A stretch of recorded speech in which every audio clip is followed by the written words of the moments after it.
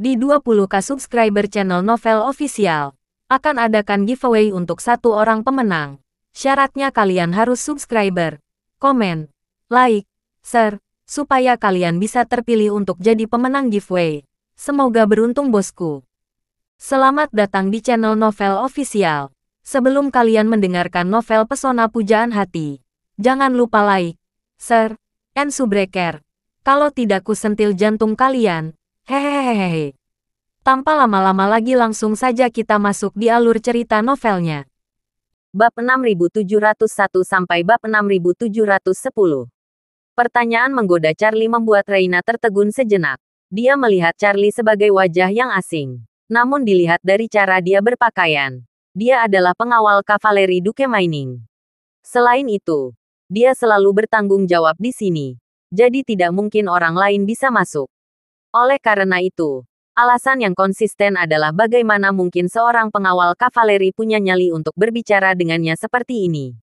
Reina yang merasa memiliki pendirian, menatap Charlie dengan kemarahan di matanya. Kemudian, dia segera menggunakan energi spiritualnya untuk menghunus pedangnya. Dan pedang itu mengarah langsung ke leher Charlie. Di mata Reina, Charlie sudah seperti orang mati. Dia menatap Charlie dalam diam dan berkata dengan tenang, "Karena kamu bisa mati dengan pedangku." Charlie tersenyum. Percaya diri adalah hal yang baik, tetapi jika Anda terlalu percaya diri, semuanya akan merugikan Anda. Saat dia mengatakan itu, dia melihat pedang itu mengarah langsung ke arahnya tanpa rasa panik di dalam hatinya. Pedang panjangnya digerakkan oleh energi spiritual, yang hampir tidak dapat dipahami oleh prajurit biasa. Namun bagi Charlie, energi spiritual semacam ini bukanlah ancaman. Sementara Reina berada beberapa meter jauhnya hingga darah Charlie menunggu terciprat di tempat. Charlie sudah melangkah ke arah ujung pedang dan berjalan menuju ruangan. Ketika Charlie melangkah melewati kusen pintu dan memasuki ruangan, pedang panjang telah terbang di depannya. Ujung pedang bersinar dengan cahaya pucat dan menusuk bambu. Charlie tidak menunjukkan rasa takut di wajahnya. Dan energi spiritual yang telah tertahan tiba-tiba melonjak ke arah lengannya. Energi spiritual yang melonjak tidak terhalang lagi. Aura kuatnya membuat wajah Reina langsung menjadi ngeri. Dia tidak pernah membayangkan bahwa pengawal kavaleri bisa begitu kuat. Jika auranya seperti aliran sungai yang deras, maka aura yang dikeluarkan oleh Charlie seperti sungai yang tak ada habisnya. Pada saat ini, dia segera mengerti bahwa orang ini jelas bukan pengawal kavaleri. Tetapi pada saat ini, hanya ada suara yang tajam di udara. Pedang peraknya yang panjang dan ramping dengan mudah digenggam oleh Charlie. Pedang itu sepertinya masih meronta. Dan tubuh pedangnya bergetar hebat tidak bisa melepaskan diri dari tangan Charlie sama sekali. Dia bahkan tidak bisa membuat pergelangan tangan Charlie gemetar sama sekali. Charlie dengan mudahnya memegang pedang Reina di tangannya. Dan menutup pintu dengan tangan kirinya. Kemudian dia melangkah ke arah Reina yang berdiri tertegun. Charlie bertanya sambil tersenyum. "Gadis kecil, gerakan membunuh apa lagi yang kamu punya? Selanjutnya, apakah Victoria sudah mengajarimu cara membuka istana Niwan? Kamu. Reina baru tercerahkan selama 2 tahun. Dia bahkan belum memiliki kesempatan untuk bertemu dengan Tuan Ying, Victoria. Dan tentu saja tidak memiliki kesempatan untuk diajari apa yang disebut pengungkapan diri dengan membuka istana Niwan oleh Victoria. Yang membuatnya takut adalah pria di depannya, yang tidak jauh lebih tua darinya, sebenarnya bisa memiliki kekuatan yang begitu menakutkan. Yang membuatnya semakin sulit dipercaya adalah pihak lain yang berani memanggil Tuan Ying dengan nama di depannya. Ini adalah hukuman mati mutlak dalam perkumpulan penghancuran King. Keturunan langsung keluarga Wu Ben tidak akan berani melakukannya. Dia tanpa sadar mundur memilih dan bertanya pada Charlie dengan gugup. "Kamu, siapa kamu?" Charlie tersenyum dan berkata, "Nama keluarga saya adalah Wade. Dan nama saya adalah Charlie." "Charlie nama asli saya. Anda telah memasang jaring di Nigeria. Dan orang yang ingin Anda tangkap adalah saya." "Kamu?" Reina tiba-tiba panik. Dia ragu-ragu dan bertanya, "Kamu, mengapa kamu memberitahuku?" Charlie tersenyum, memandang dan bertanya, "Bukankah kamu menanyakan hal itu padaku?" "Aku," Reina terengah-engah dan bertanya dengan ketakutan di matanya. "Aku bertanya padamu, kamu tidak perlu terlalu jujur, dan mengatakan yang sebenarnya. Kamu, Apakah kamu tidak berencana membuatku tetap hidup? Itulah sebabnya. Mengapa kamu berterus terang, kan? Charlie tersenyum dan berkata, kamu cukup pintar. Wajah Reina menjadi pucat karena ketakutan. Dia berumur 24 tahun dan baru menyadari Taoisme selama 2 tahun. Dia adalah satu-satunya harapan bagi seluruh keluarga selama ratusan tahun. Pihak lain begitu jujur. Dia ketakutan. Mengatakan pada dirinya segalanya berarti dia tidak memberikan dirinya kesempatan untuk hidup. Jadi dia memaksakan dirinya untuk tenang. Giginya dan berkata kepada Charlie, tidak masalah. Bagaimanapun juga, aku ingin setia kepada Tuan Ying. Aku akan mati di tanganmu hari ini. Ketika Tuan Ying mengetahuinya, dia pasti akan memberi hadiah kepada keluargaku. Aduh, Charlie menatap dan menamparnya. Dan tersenyum. Jika kamu berkata begitu, aku tidak berencana membunuhmu. Jika aku membawamu pergi dengan para penjaga ksatria di sini, akankah Victoria mengira kamu sudah melindunginya? Reina memandang Charlie dengan sangat ketakutan. Setelah beberapa saat, dia tiba-tiba berkata dengan ekspresi tegas, saya rela mati untuk menunjukkan kesetiaan saya kepada Tuan Ying. Setelah mengatakan ini, dia segera mengumpulkan energi spiritual di telapak tangannya. Tiba-tiba dia mengangkat tangannya, dan menamparkan keningnya dengan kekuatan 100%. Tamparan ini sangat kuat dan berat. Jelas dia telah menggunakan seluruh kekuatan. Jika menggambar itu mengenai dahi, itu akan mengubah otaknya menjadi bola pasta. Charlie juga tidak menyangka wanita muda akan berani bunuh diri jika dia tidak setuju dengan dirinya sendiri. Dia sepertinya tidak memiliki kesempatan untuk bertahan hidup, dan emosinya agak terlalu keras. Charlie tidak ingin dia mati. Bagaimanapun, masih ada gunanya menjaganya. Jadi bagaimana dia bisa mati begitu saja di sini? Charlie dengan cepat menjatuhkan rapier di tangannya dan memegang telapak tangannya yang berisi energi spiritual.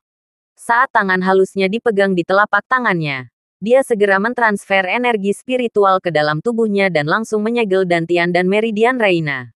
Reina belum pernah melakukan kontak kulit dengan seorang pria. Sekarang Charlie memegang tangannya. Dia sangat malu dan marah hingga dia kehilangan akal sehatnya. Dia berteriak histeris. Kamu bajingan. Biarkan aku. Oke.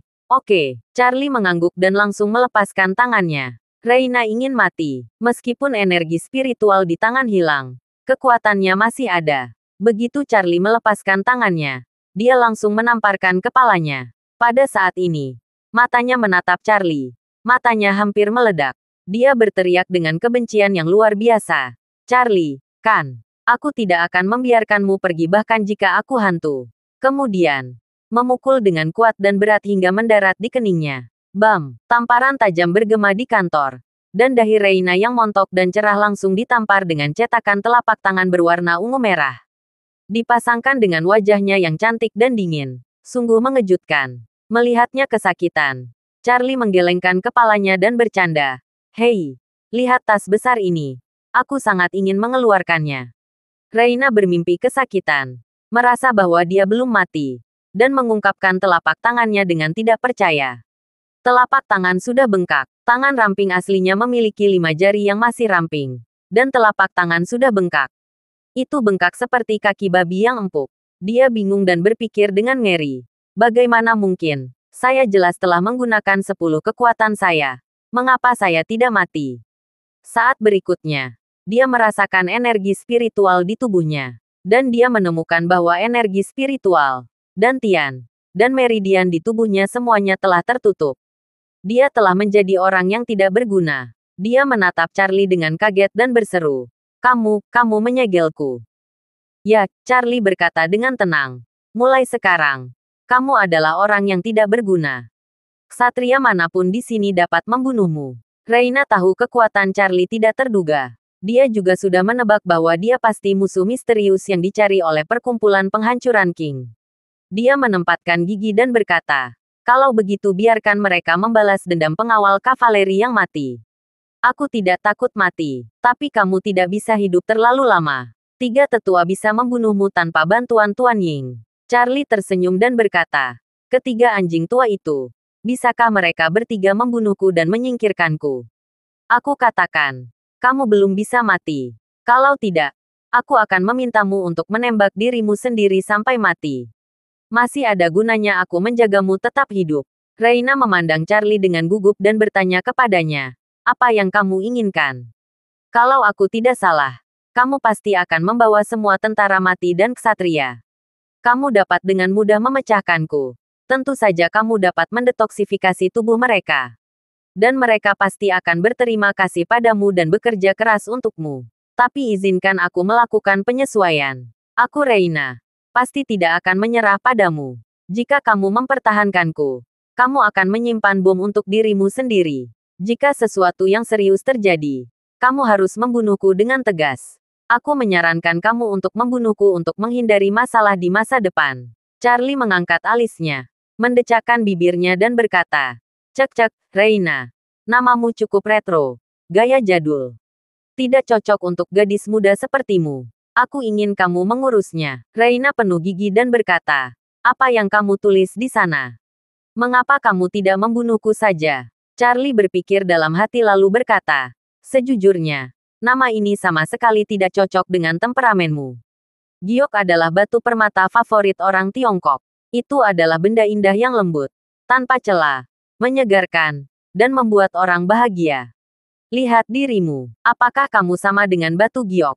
Kamu lebih seperti anjing Pomeranian yang menggonggong. Ada anjing di desa. Besar dan kecil. Cantik dan jelek. Baik dan buruk. Kamu bukan yang terbesar.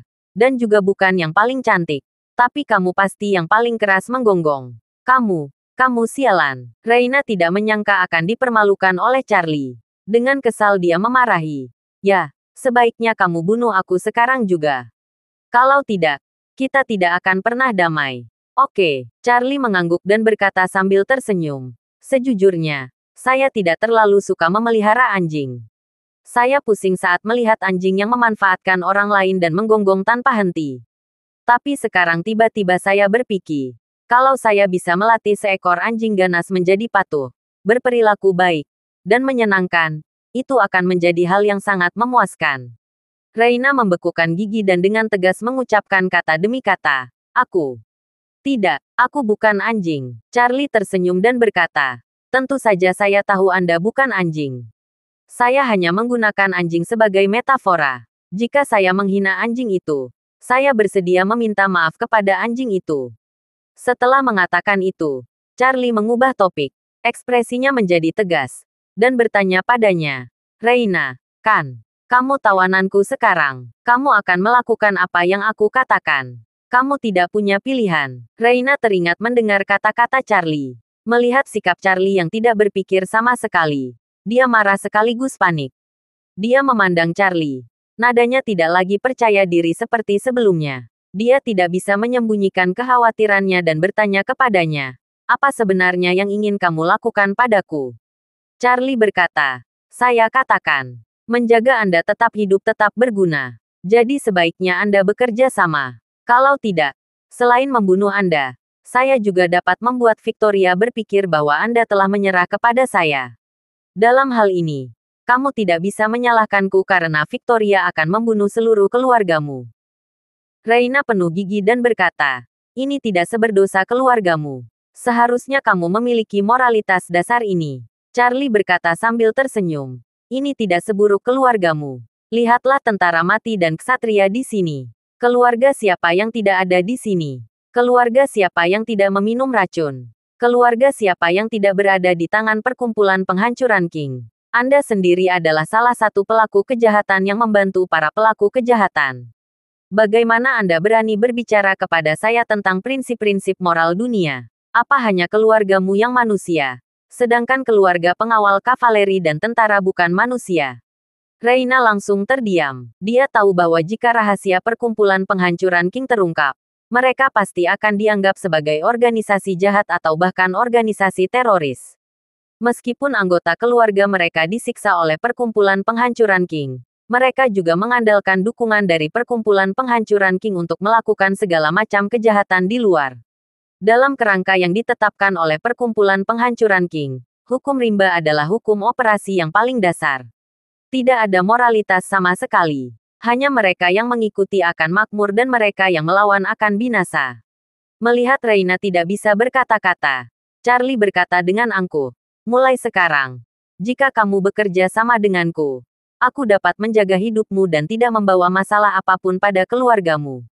Tetapi jika kamu tidak mau bekerja sama, mungkin dalam 3 hari, perkumpulan penghancuran King akan menerima bukti konklusif atas pengecualian Anda.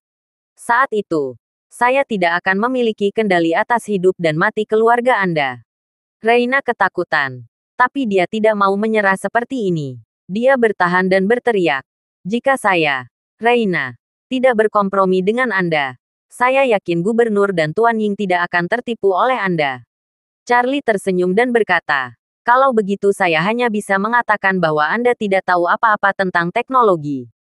Setelah mengatakan itu, Charlie mengeluarkan ponselnya, mengubah sudut wajah Reina dan merekam video. Lalu bertanya pada Reina, apakah kamu percaya aku dapat dengan mudah membuat Victoria menganggapmu sebagai duri di sisinya? Reina tidak tahu jenis obat apa yang Charlie jual di labunya. Ketika dia melihat Charlie mengambil ponselnya untuk merekam video, dia tentu saja tidak berani mengungkapkan sesuatu yang tidak menyenangkan di kamera depan.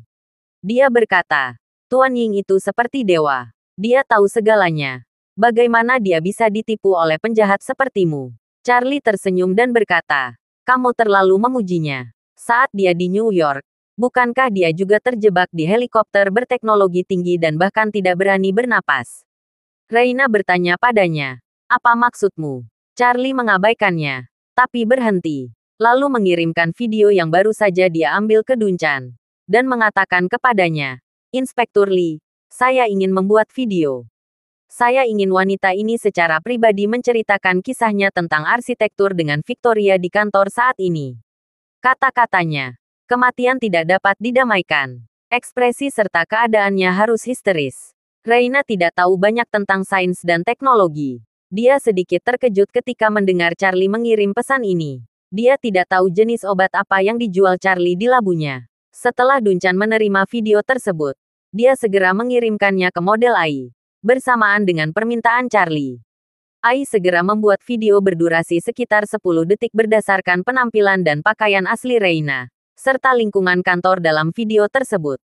Setelah Charlie menerima video tersebut, dia mengklik untuk memutarnya di depan Reina. Dalam video tersebut, bertahan seperti Reina dan perabotan kantor ini bertahan sama. Dan Reina berkata dengan ekspresi yang sangat kesal, Victoria dan saya tidak dapat berdamai.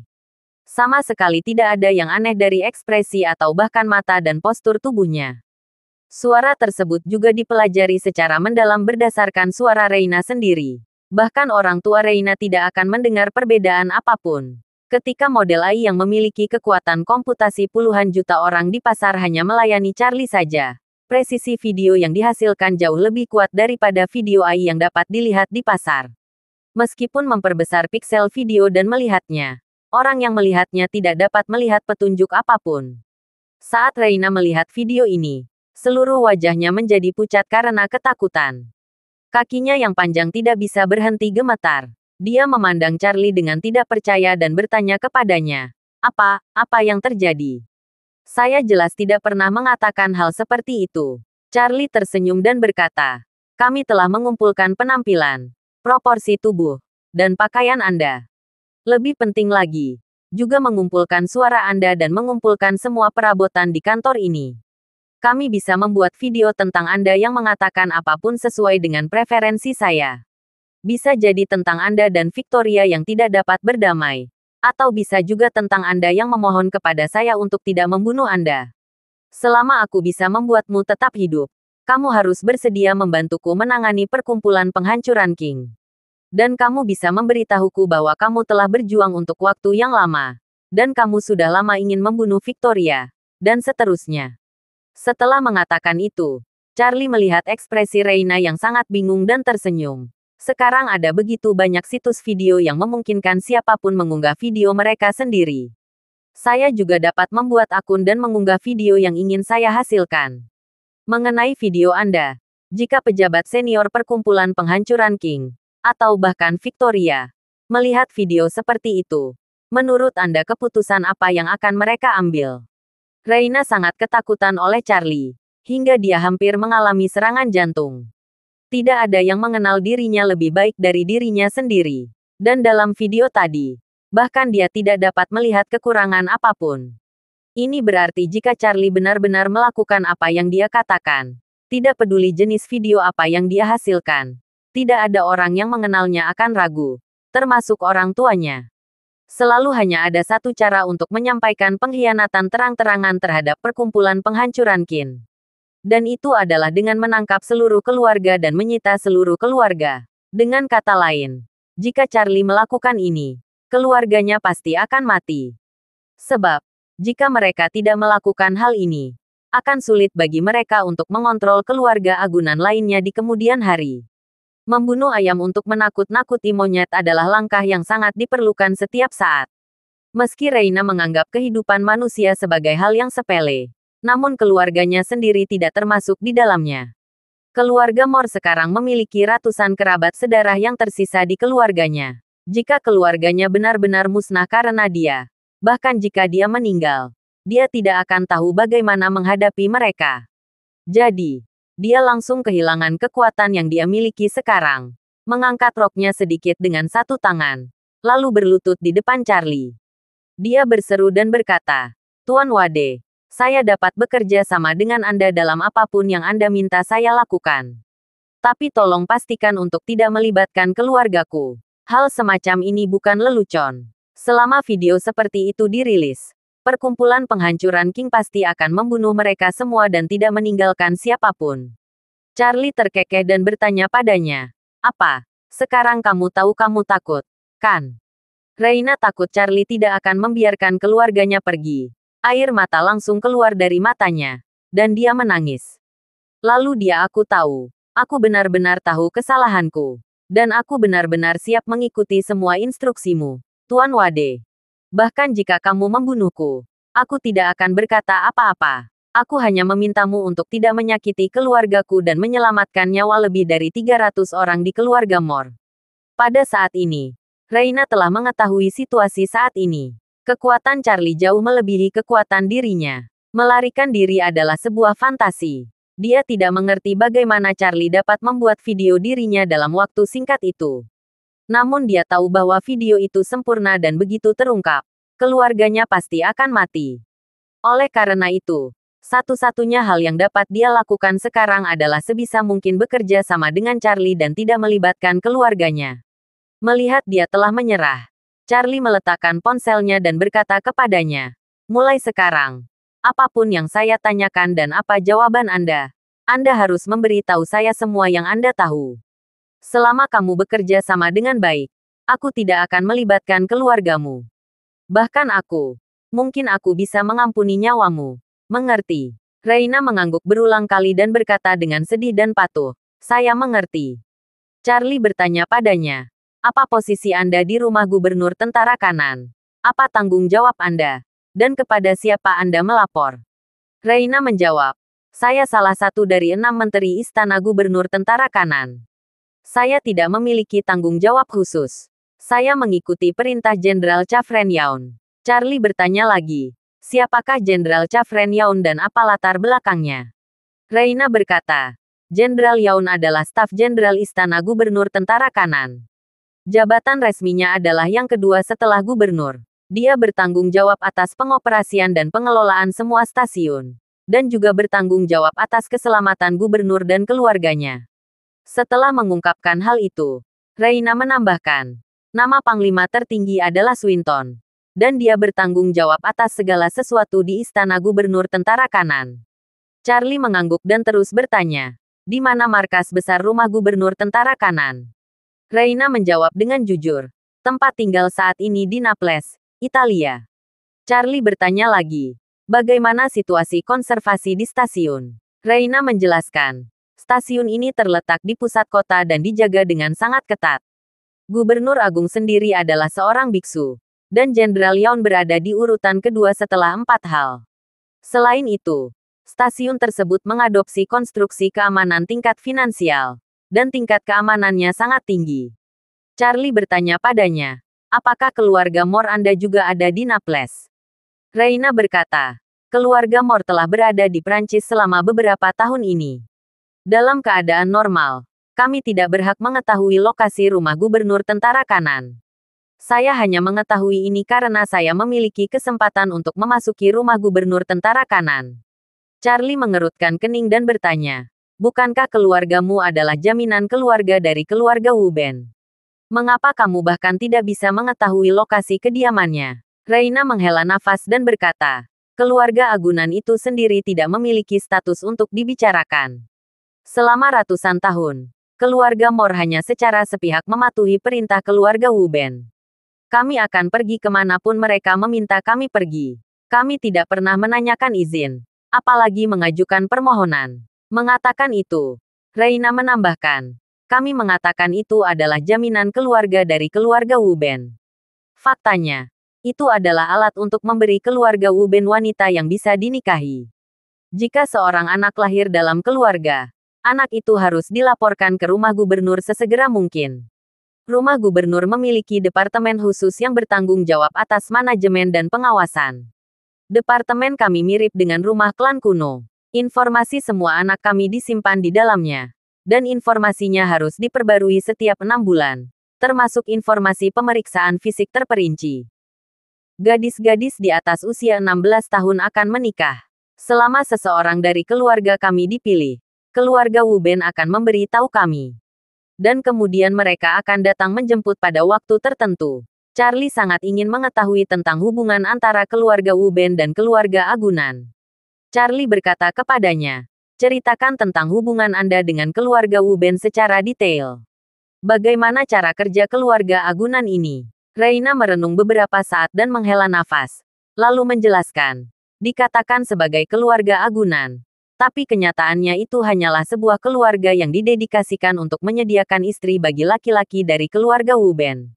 Oleh karena itu, dia memberi tahu Charlie segalanya tentang hubungan antara keluarga Mor dan keluarga Wu Ben.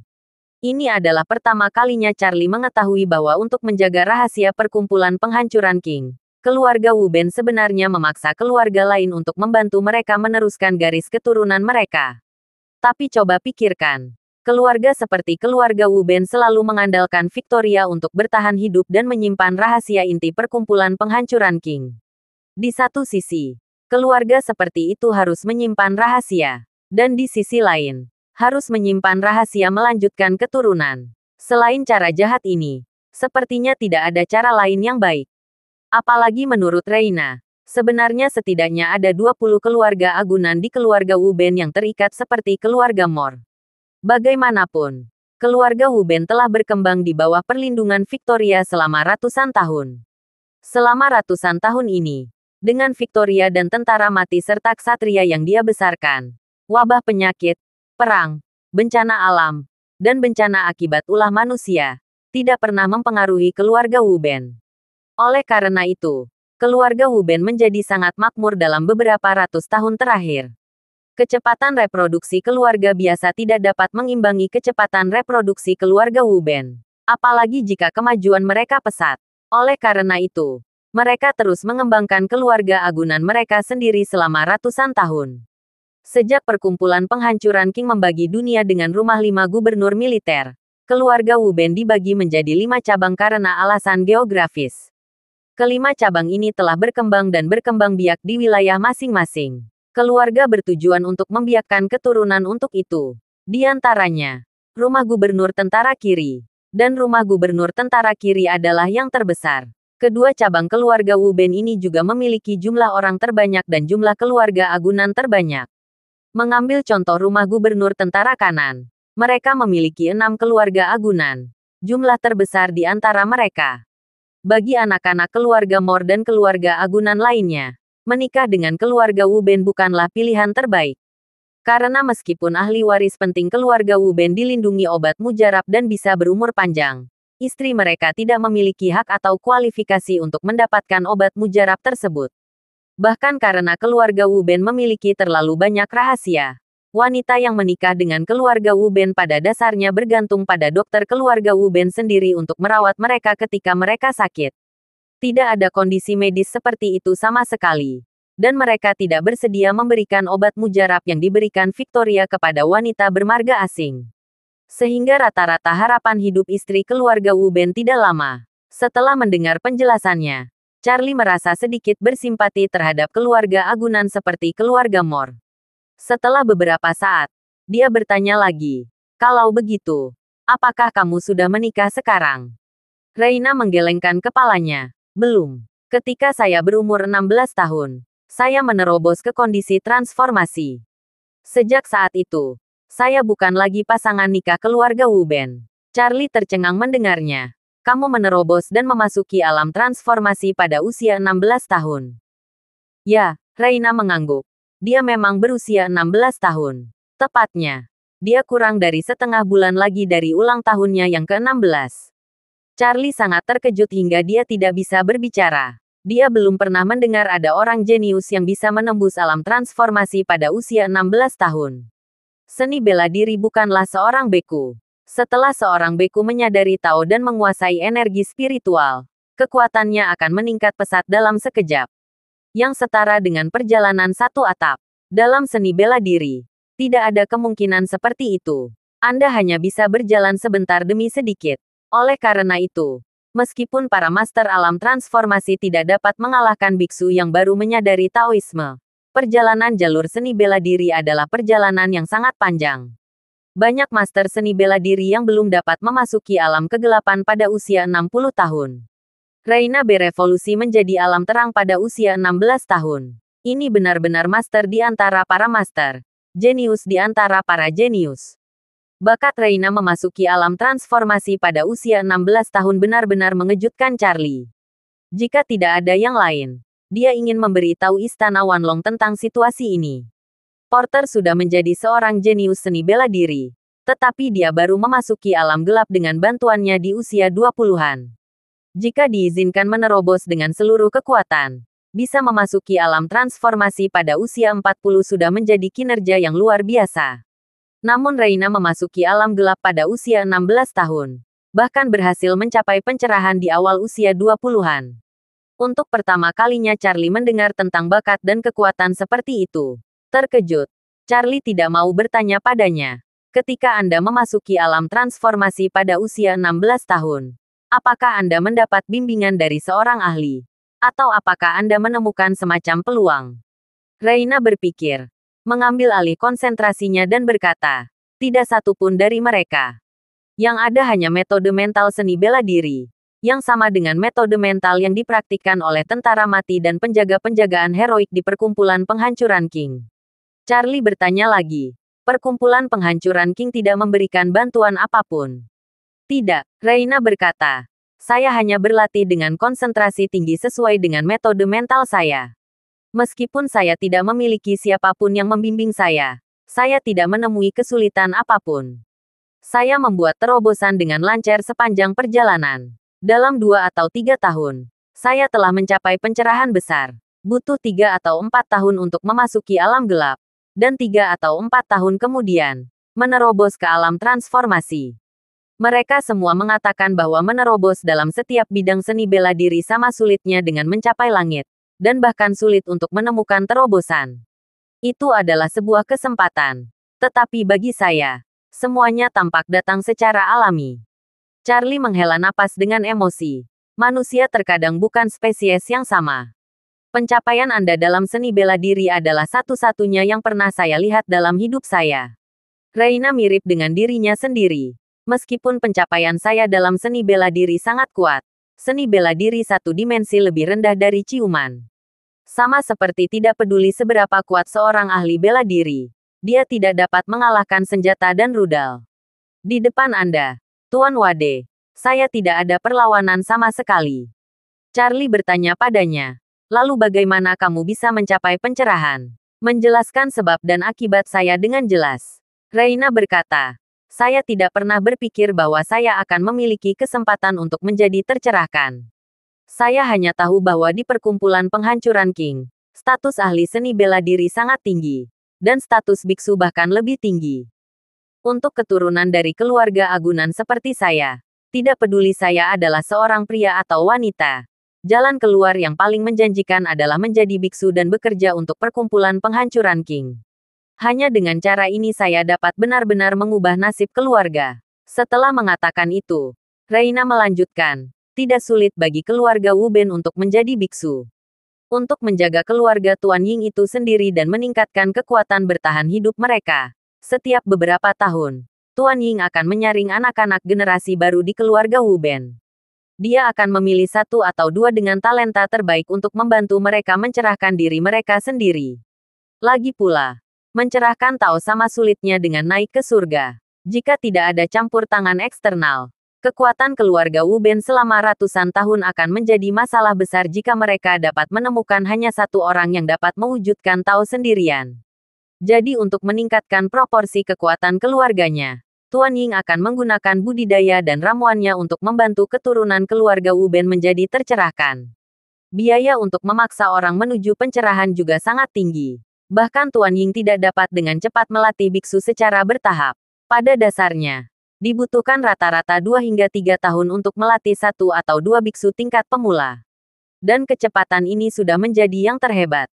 Selain itu, sebagian besar biksu yang tercerahkan oleh campur tangan eksternal akan kesulitan untuk melangkah jauh di masa depan karena keterbatasan bakat. Jika Anda ingin menjadi master seperti 4 tetua agung, persyaratan bakat juga sangat tinggi. Berbicara tentang ini, Reina melanjutkan. Di mata Tuan Ying, keluarga Mor adalah alat bagi keluarga Wu Ben untuk mewariskan garis keluarga. Dia selalu meremehkannya. Saya bisa mencapai pencerahan adalah karena ketika saya berumur 16 tahun, seorang ahli dari keluarga Wu Ben pergi ke keluarga Mor untuk memeriksa gadis-gadis berusia tepat. Saya mengetahui bahwa saya telah memasuki situasi gelap. Jadi saya segera melaporkan masalah tersebut kepada gubernur besar. Sepertinya Gubernur Agung belum pernah mendengar ada orang yang bisa menyimpannya di alam gelap pada usia 16 tahun. Dia terkejut dan segera melaporkan masalah ini kepada Tuan Ying. Dan alasan dia melaporkannya kepada Victoria adalah karena Tuan Ying telah aktif mencari bakat yang cocok untuk pencerahan. Atau para jenius yang telah mencapai pencerahan selama bertahun-tahun. Setelah ditemukan, dia akan membawa mereka di bawah komando perkumpulan penghancuran King. Setelah gubernur besar melaporkan situasi saya kepada Tuan Ying meminta gubernur besar untuk memberi saya sedikit ajaran spiritual agar saya dapat memahaminya sendiri. Dia juga mengatakan bahwa jika saya berhasil mencerahkan diri saya sendiri, dia akan menerima saya sebagai murid pribadinya. Charlie bertanya kepadanya, kamu mengandalkan metode mental untuk mencapai pencerahan. Baru saja, Reina berkata bahwa dia mengandalkan metode mental untuk secara bertahap menerobos ke alam transformasi. Jika pencerahannya juga disebabkan oleh metode mental, maka bakat ini terlalu kuat. Reina berkata, pencerahan sendiri adalah ujian bagi para jenius seni bela diri oleh Tuan Ying. Dia tidak memiliki energi ekstra untuk menggunakan kekuatan sendiri untuk membantu para jenius seni bela diri menyadari Tao.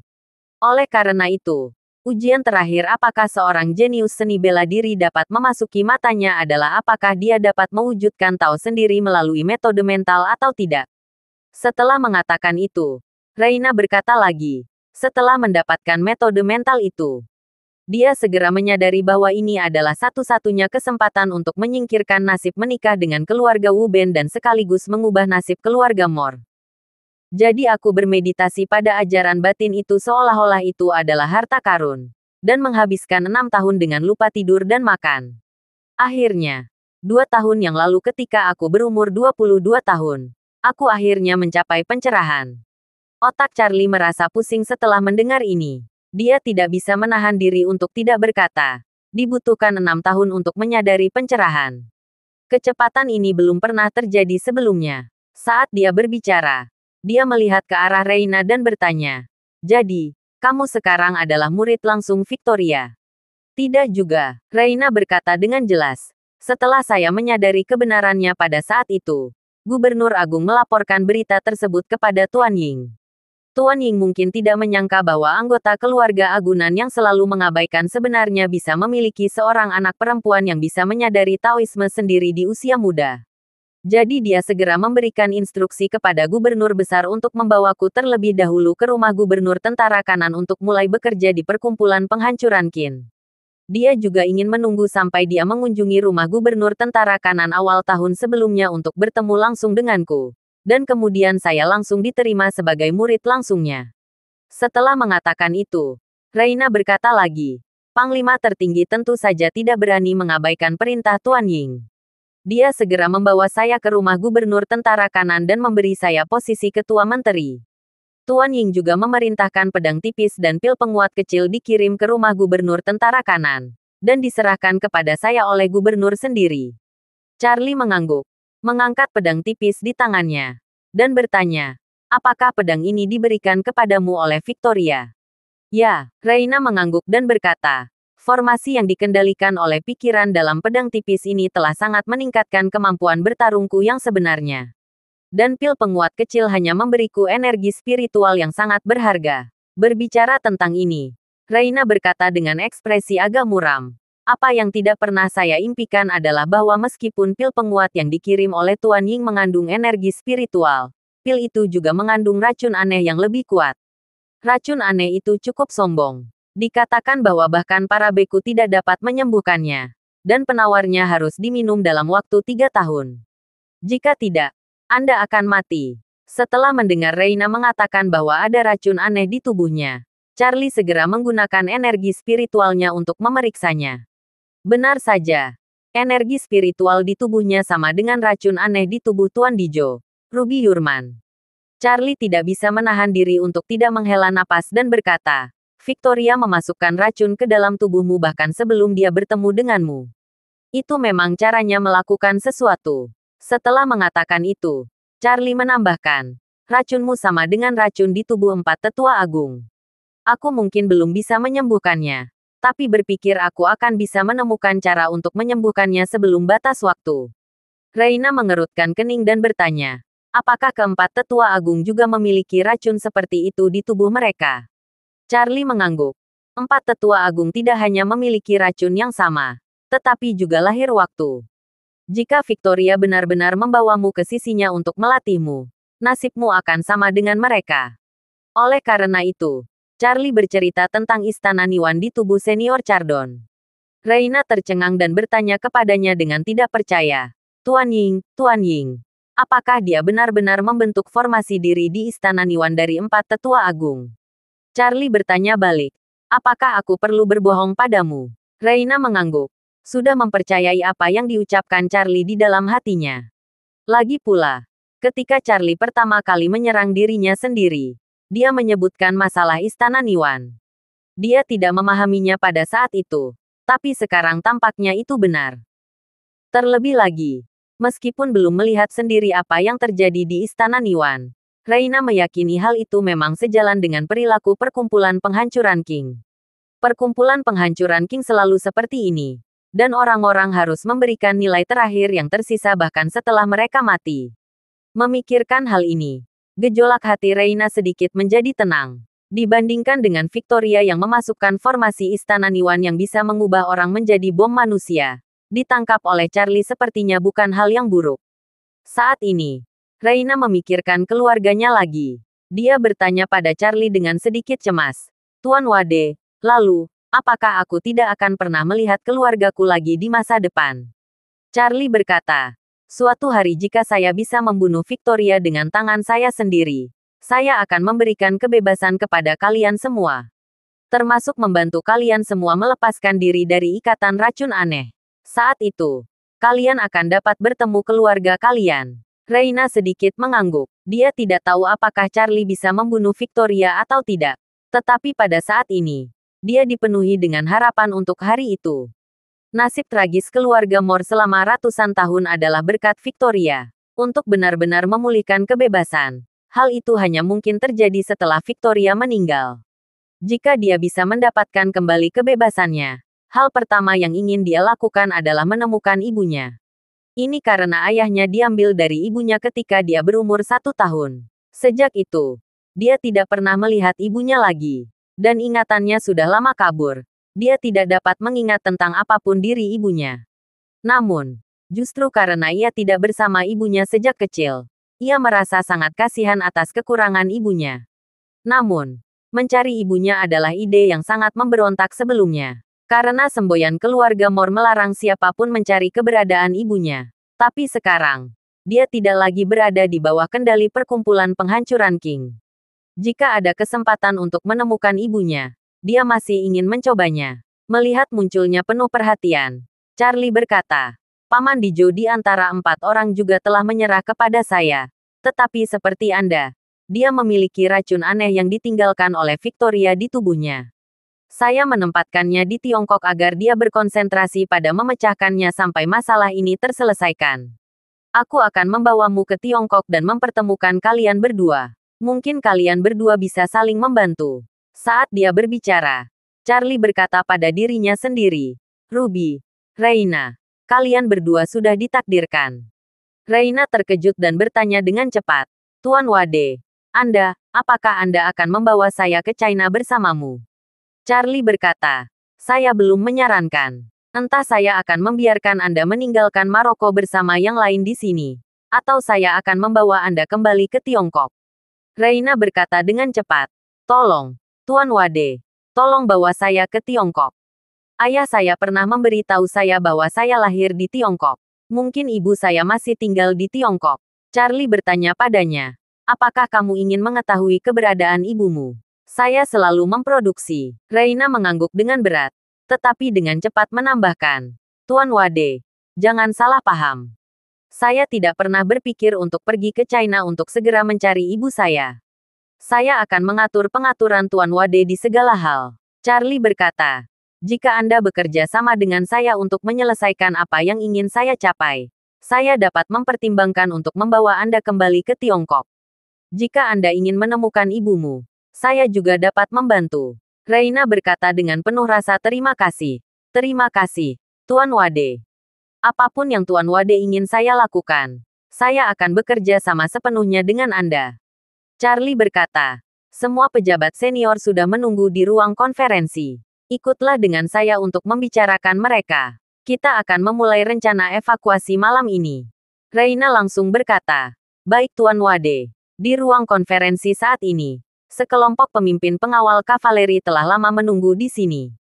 Sevan Yendel memanggil mereka, tapi tidak memberitahu mereka apapun tentang Charlie. Dia hanya menyelaraskan detail rencana pertukaran besar dengan mereka terlebih dahulu. Ketika orang-orang ini mendengar bahwa rencana penempatan besar-besaran akan segera dilaksanakan, mereka seperti terong yang terkena embun beku.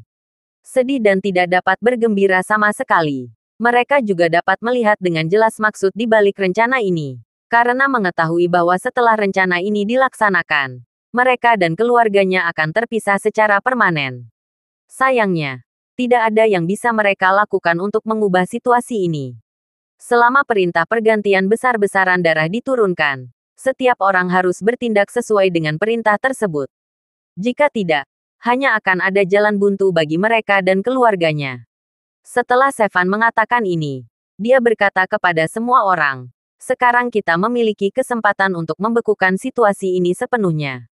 Tetapi saya tidak tahu apakah saudara-saudara bersedia mendukung saya, Sevan. Ketika semua orang mendengar ini, mereka langsung mengutarakan pendapatnya. Bagi mereka, perubahan besar adalah situasi terburuk yang bisa mereka bayangkan.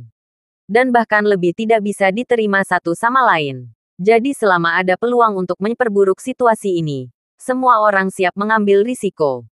Tentu saja syarat mengambil risiko adalah tingkat keberhasilannya harus terjamin. Jika tingkat keberhasilannya sangat kecil, orang-orang tersebut tidak akan berani bercanda dengan nyawa anggota keluarganya. Tapi kemudian Sevan berhenti mengungkapkan detailnya kepada semua orang. Dia hanya meminta semua orang dengan sabar, mengatakan bahwa mereka akan segera menunggu kesempatan. Semua orang bingung dan berbisik di ruang konferensi, seolah-olah kesemutan. Mereka tidak tahu apa yang dimaksud Sevan dengan meminta semua orang menunggu kesempatan di sini. Pada saat ini, pintu ruang konferensi tiba-tiba terbuka. Semua orang segera melihat ke pintu dan melihat Charlie masuk, diikuti oleh Reina, seorang menteri tingkat tinggi dinasti Song. Orang-orang ini tidak mengenal Charlie, tetapi mereka mengenal Reina. Ketika mereka melihat Reina datang, mereka semua merasa sangat panik. Mereka mengira mereka ditemukan oleh Reina saat mereka berdoa untuk situasi pertukaran darah besar-besaran di sini. Jadi, semua orang berdiri satu persatu dengan hati nurani yang bersalah. Memberikan rasa hormat pada Reina. Dan berkata dengan hormat, saya telah melihat urusan Reina. Melihat ini, Reina berkata, mulai sekarang, Aku sudah selesai dengan perkumpulan penghancuran King dan aku tidak lagi menjadi anggota perkumpulan penghancuran King. Jika kalian bersedia, kalian bisa memanggilku Nona Reina. Ketika semua orang mendengar ini, mereka langsung terkejut. Reina adalah menteri rumah gubernur tentara kanan. Jadi bagaimana dia bisa tiba-tiba mengumumkan di depan semua orang bahwa dia benar-benar terputus dari perkumpulan penghancuran King? Lebih lagi. Meskipun dia ingin putus dengan perkumpulan penghancuran King, mengapa dia meleleh di depan mereka? Bagaimanapun juga, status dan kekuatan pengawal kavaleri ksatria jauh berbeda dari miliknya. Tepat ketika semua orang bingung, Charlie bertanya, "Semuanya, jika saya memberi Anda dan keluarga Anda kesempatan untuk melarikan diri dari kendali perkumpulan penghancuran King, apakah kalian bersedia menerimanya?" Terima kasih sudah mendengarkan cerita novel Pesona Pujaan Hati. Sampai jumpa di novel selanjutnya.